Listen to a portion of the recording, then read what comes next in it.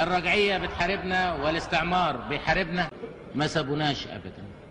دفعوا فلوس علشان يموتونا، ودفعوا فلوس عشان يعملوا انقلابات، ودفعوا فلوس للإخوان المسلمين، ودفعوا وبعتوا أسلحة للإخوان المسلمين زي ما قريتوا في القضية، واشتروا الإخوان المسلمين. ما فيش فايدة، كل ده ما فيش فايدة.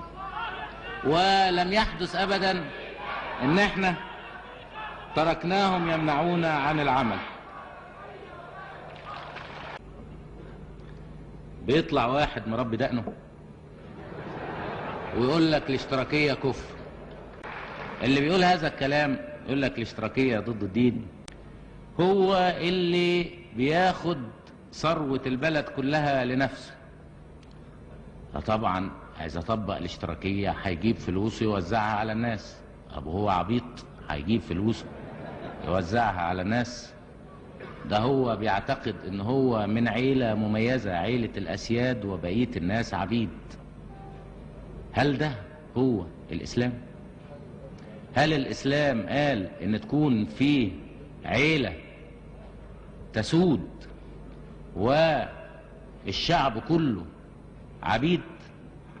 هل الاسلام يقول ان تطلع عيلة في بلد وتحكم حكم اقطاعي وتسف كل الفلوس اللي طالعه كلها بتروح للعيلة؟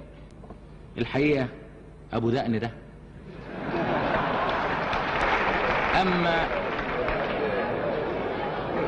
بيطلع بيتكلم هذا الكلام هو عايز يستغفل الناس، وعايز يضحك على الناس، عايز الناس يقولوا له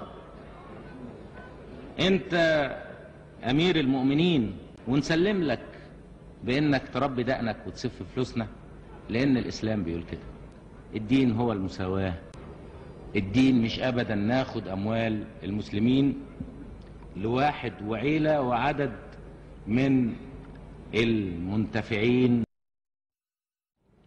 اللي عايز يطبق الدين ما يقسمش الشعب الى عيلة وشعب، عيلة من الاسياد وشعب من العبيد. ده الكفر، ده كفر الرجعية. الرجعية اللي بتحاول انها تستغل الدين علشان تستغل اموال الناس وتأكل اموال الناس بالسحت.